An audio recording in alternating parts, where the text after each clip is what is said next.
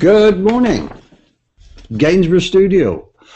A number of announcements. The most important one is that today and yesterday and the day before we saw the sun. It was warm, it was lovely. The co-op at Walton for the very first time this year, and we're way into April, opened their double doors wide. That was encouraging. What we also have had, some of you are aware that we've had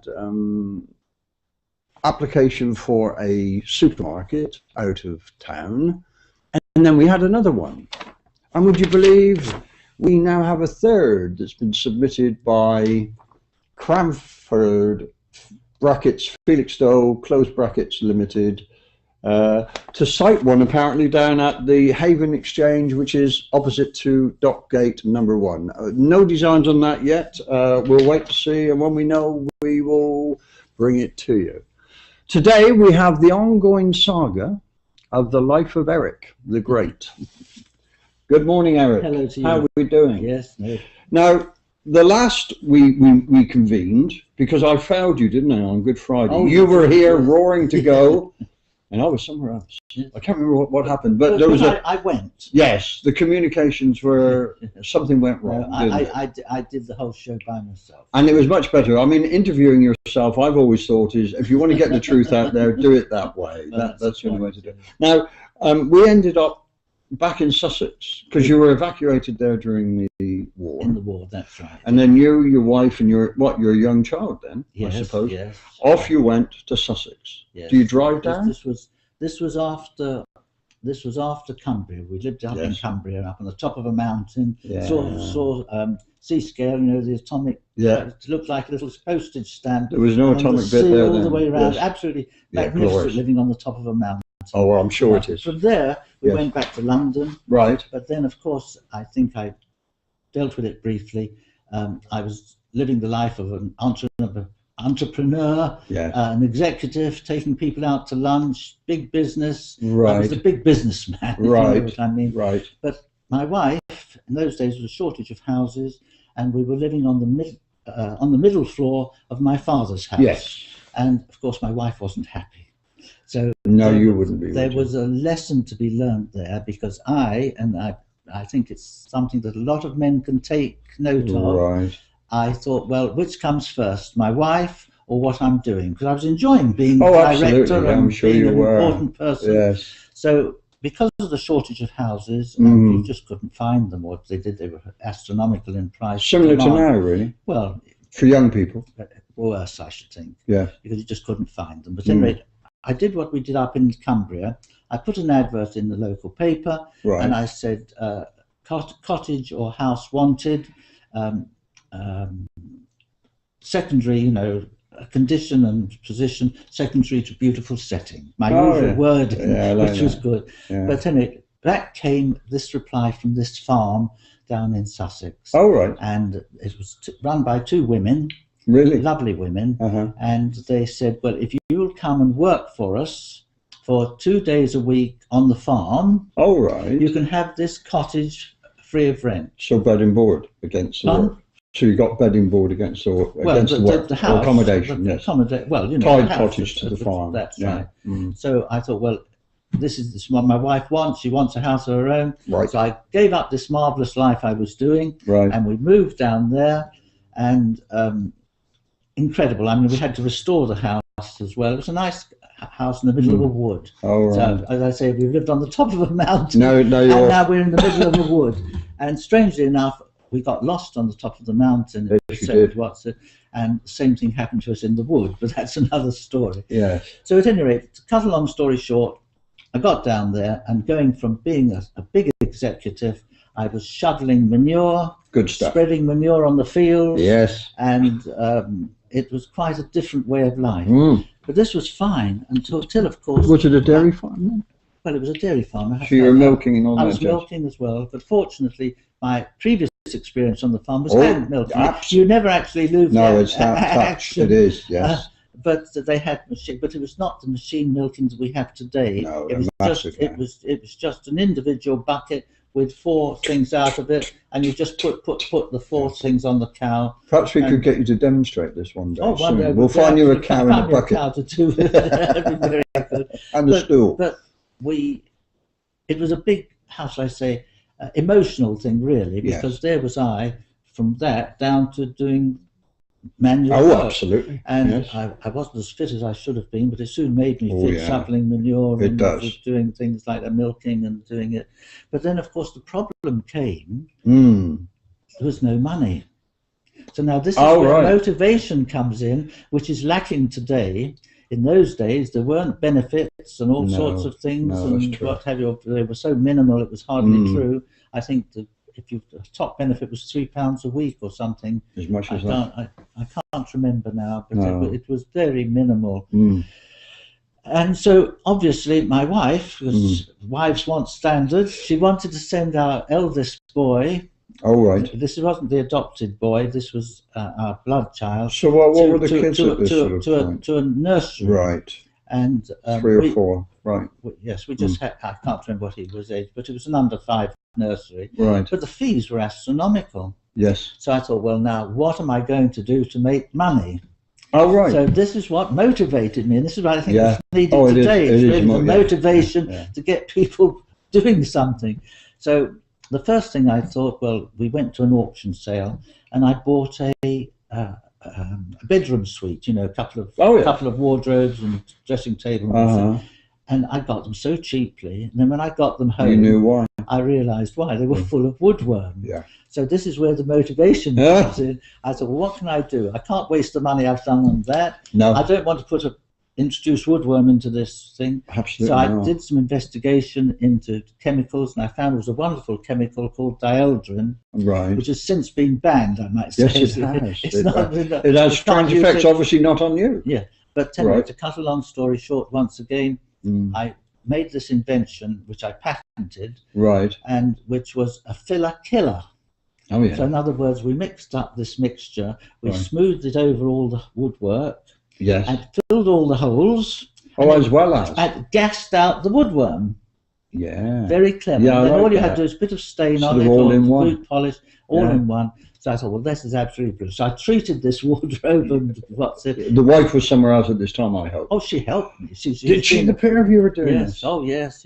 And then I thought, well, if it's so good for me, it would be good for everybody else. Too right, yes. So I thought, well, what should we do? So I made up a pack for it. Right. With a little, how should I say, label and what's so an applicator type yes, well, it was just a package, really, of this powder which you mixed with water. And you put the paste over it, and it did it. We could do it. And I put an advert in. I put an advert in the local paper or a paper at 1 and 11 pence a pack, which 1 and 11. It's about strategically priced 9p, Yes. And as soon as the advert came out, there was a sack full of postal orders. People coming said that they didn't have checks and things. It was all postal orders. Yeah. And so we'd get this. Open the bag, and there were all these postal orders. You thought Christmas had come. Absolutely. Yeah. So I thought, so what sort of profit were you making on it? Oh, it was quite good. Reasonable. Yes. More than for 6%. But then I thought to myself, well, if it's as good as that, let me put the price up. Yes. And put it in a bigger ad in a bigger paper. In a better package. So yes. Yeah. So we put it up to 2 and 11. All right. And it increased the sales by 50%. So I couldn't believe it. Anyway, once again, this was a great success, and it got us out of our financial problems. All right. But I thought, well, this is brilliant, new ideas. So I offered the thing to Rent-A-Co. And they were wildly enthusiastic about it, and they made me an offer of £250, which I didn't think was enough. Well, I think you're right. I mean, it's a bit. Well, unless you had interest in ongoing sales. Well, this is right. No, they didn't suggest that. Right. So I'm afraid I turned that down. I think you should have done. Yeah. And it was a marvelous setup, because we used to take this big tin bath, fill it up with the powder and the ingredients, package it up in the evening, and there the mornings came in all these. But it's a lesson, because people can still do that today. Later on, just to finish that story, we sold out to sold it out to an American firm. Right. Who put it on the market at 15 shillings, not 75p, and it was too expensive. Oh yeah. And it flopped. Because it was overpriced. But I've sold them the thing outright. Yeah. But that invention is still available today. Isn't that lovely? And anybody can do it. Yeah. I've told people about it, but there isn't the motivation today. Well, equally though, I think, I mean, you sort of glibly say, I got the patent, I did whatever, da da da da. Those processes now are certainly longer, more long-winded.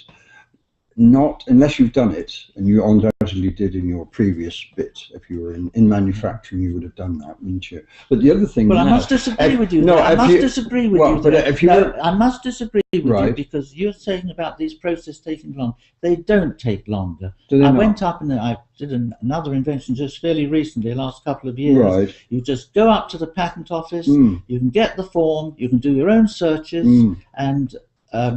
You take out a provisional patent for 1 year. If you can't make it go in the year, it's not expensive, 15 or 20 pounds, I can't remember, 50 pounds. You've got protection for a year. And if only in the UK then? Yes, this is for the UK. Yes. But I mean, if it doesn't go in the UK, you get worldwide protection.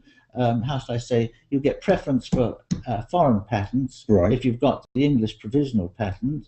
But if it works, then you can take the thing forward. If it doesn't, anyway, coming back to my life. That's really, we've gone off down another track. But the other thing that you didn't make clear is yes. you were mixing chemicals that now are banned. One would assume if you're going to be doing this and subjecting your family to it in today's environment, what would health and safety do to them? Well, all you do, once again, it's very simple. And we're just starting a new thing at the present moment to help people, disadvantaged people, to find work for them. Good. We're starting up this new seaweed process. Good. Well, at the moment, it's sheer lack of time to take it forward because it's on hold at the moment. Okay. But I've been in touch with the health and safety people. They come and look at the premises and tell you anything you want to know to help you to get it started. They put you and they were helpful, were they? Very helpful. And they're trading standards. If you go to them in the right way, I've always gone to them first, which is the best. Which makes sense. Yeah. One of our big tourist attraction, for instance, we had it. Which will come in later on in the line. Yes. We had a kitchen, we were going to have the restaurant and what's it. So what I did, I got in touch with the health people before we started on the kitchen. Yes, makes sense. And I said to them, well, look, I'm planning to tile all of this, huge expense. You know. They said to me, don't bother to tile it. They said, if you paint it with white gloss, that's just as good and it'll save you a lot of fortune. money. So in other words, by going to them they first, saved you money. It saved me money. So there. Would-be entrepreneur, investor, listen to young Eric. Right, onward we go. So this, at any rate, whetted my appetite. Oh, yeah. I thought, well, if there's money and ideas, let us do it. So I started then down the invention trail.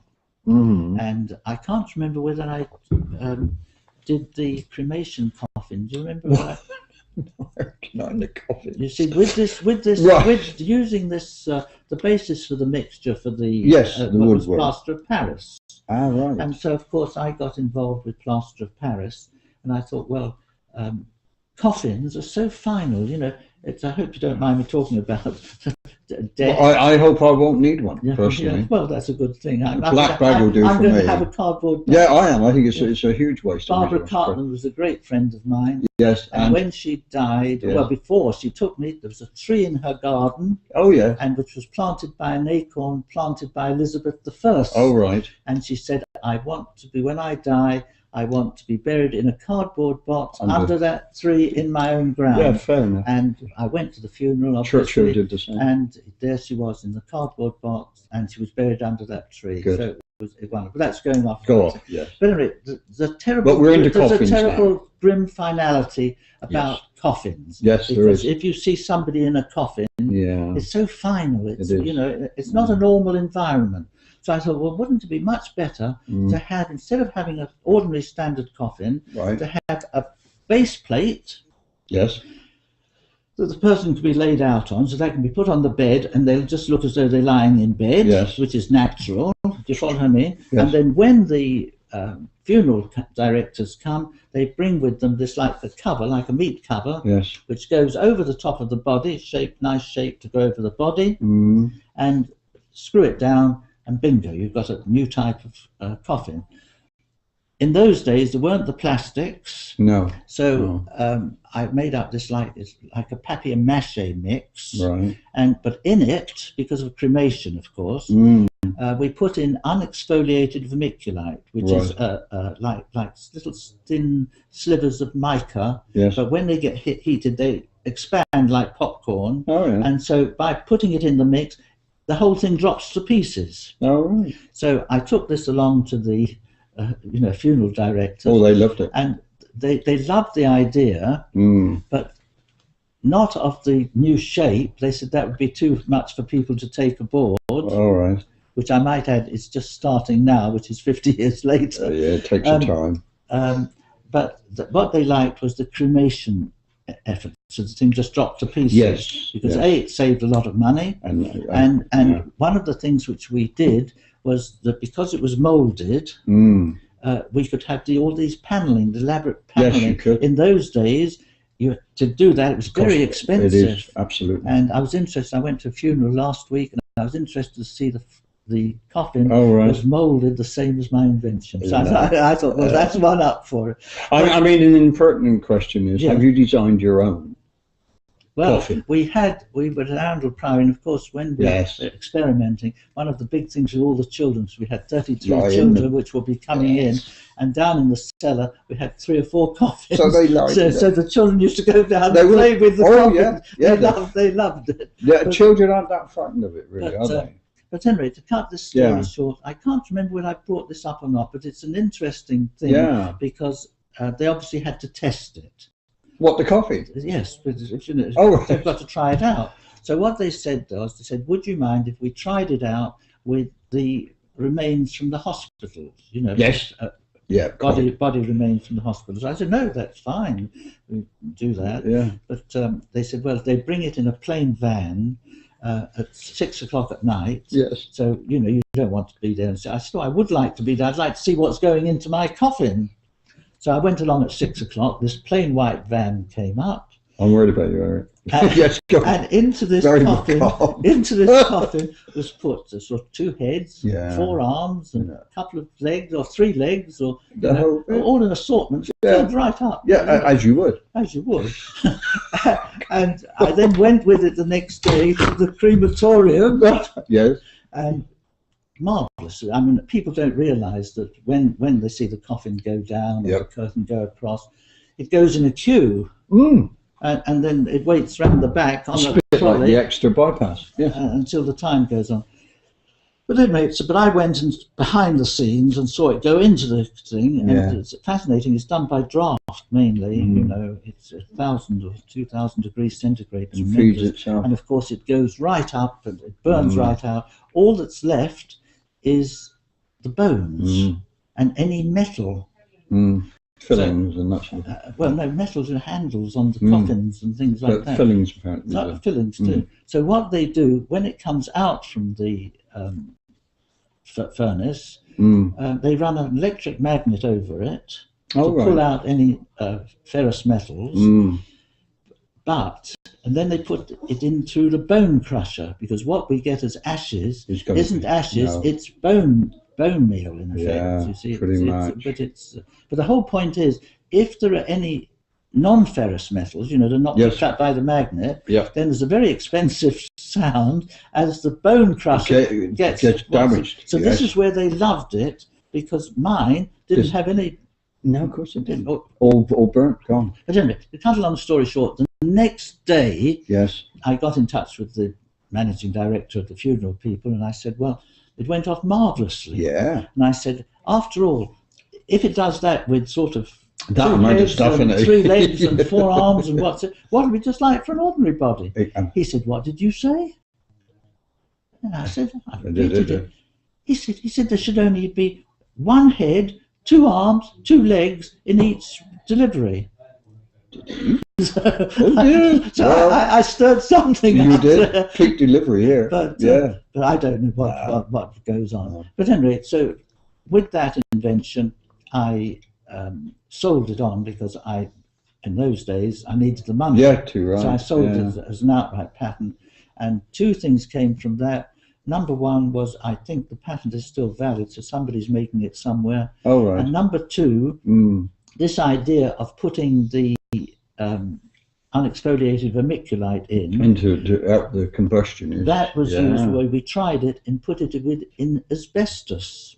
And people don't realise, because asbestos is a nasty word now. Nobody wants to know about it. It wasn't asbestos. in those days, though. But in those days, it was marvellous stuff. Yes. It was magic. But the only problem with asbestos was that if you put it down by a fire, and that, say, for instance, there's a fire, house went up in flames, and there was asbestos there, the asbestos would explode. Oh, right. But what happened? My invention, one thing I took out another patent for it, was that we put in this unexfoliated vermiculite, and so if it got hot, it just crumbled and Now that went into all the asbestos throughout the world, and so I feel that. But now, of course, they're just getting rid of it and charging the earth for getting rid of it. Sadly, it killed my brother-in-law. Oh, did it? Oh, I'm sorry to hear that. Well, he was working in the dockyard at Plymouth. Oh, yes. And as you're aware, within ships particularly, there's a huge amount of asbestos for fire breaks. Yes. And he ended up with asbestosis, as do a lot of dockyard. A lot of shipwrights and boilermakers in Plymouth actually carry this very high price for maintaining our navy. Well, this is right. But that's on a. But anyway, so that was another thing. So from the coffins came two big things. I say throughout the world. Oh yes, asbestos, yeah, I think that's a good idea. And the other thing that came, when you go to the supermarket and you buy it all moulded, the panelling all moulded in. Yes. That's my because invention. So I've left my mark on the world. Yeah, but you should be getting a royalty, shouldn't you? On every, if you were Bill Gates, which is what he does, their royalties are huge. I know, and they've done nothing for it. I have about 14 patents. Good man. And I sold each one of them out directly for some lump sum. Bingo. And off you went. And off I went with the money in my hot little hand. And great. But this is where I say motivation comes in, because I had to produce money to support the family. There's nothing else I could do. No. I was tied with sort of shoveling the manure. We call it another word in Devon, but you're very polite here, aren't you? But one of the things that is interesting here was this was the birth of the glass fibre industry. This that was just massive. Beginning. Boats. And I got involved with that. And that was where you were still at Sussex? Yes, in Sussex. Right. Okay. And so I got involved with the glass fibre. Right. In fact, to make money once again, I actually used to go around teaching people how to use glass fibre. I remember going up to the Midlands, for instance, and teaching a tractor manufacturer how to make the tracks out of glass fibre. Yeah. And so it was very interesting indeed period. But the glass fibre, I tied up with a firm in the east of London. Right. And they were making, Levy Brothers they were called. Lovely. They would be in East London, yes. But they were making all the dummies for the shop windows. Oh, yes. And in those days, all the dummies were papier-mâché. Oh, right. And nobody had anything sort of a solid. And so better material. I started making them in our material. Right. And so very realistic. We were the first people to start on the plastic. Whenever I look in a shop window you think now, I think that was another one of mine. But, Eric, your mind is. We'll have to get it made a national. But just let me tell you something. At that time, I was doing a program or something. I can't remember what it was. But in the Radio Times, there was a full-page picture of me. Oh yes. And the headline, which I've still got, we ought to bring it along. You should. It says, "They laughed when he suggested a glass fibre boat." No, they're brilliant. I know, but that's what I suggested, glass fibre boats, and people all laughed at me. They said nobody's going to want a glass fibre boat. The Radio Times put I've got the full page. Oh, we need to look at that. They picked that up and they did it. So we really need to do a more in depth, don't we? Well, yes. What I was hoping we would have got to is around the coast a bit. from where you were. Yes. Because you then moved on from. Oh, we did indeed. From Wood Cottage. We'll skip a lot of the other inventions, but if I'm told, I haven't done it myself, but I'm told that if you Google my name, Eric St John Foti, and you get about. You'd better spell that for folks, because they'll be very frustrated. They won't do it. No, they're not interested in that. Oh, yes, they are. But some people are. So, aren't you, viewer? Yes. But the whole point is, if you do it, I'm told, I haven't done it myself, if you go back far enough, you find these patterns. Oh, lovely. So you can see all the different patterns, and a lot of them are still valid. Oh, yeah. Because I sold them outright, so they must be still. Yes, so what have we got? 50-year or 20-year life? I can't. And then you renew, don't you? I can't. If they can be. They can be. The fees go up as they do. The longer they go. And the wider you would try to enforce. But once again, coming back to family issues again. I was going to ask, my father-in-law died. Oh, right. And my wife's mother. Yes. She went to one of her eldest daughter to live. She was a lovely old person.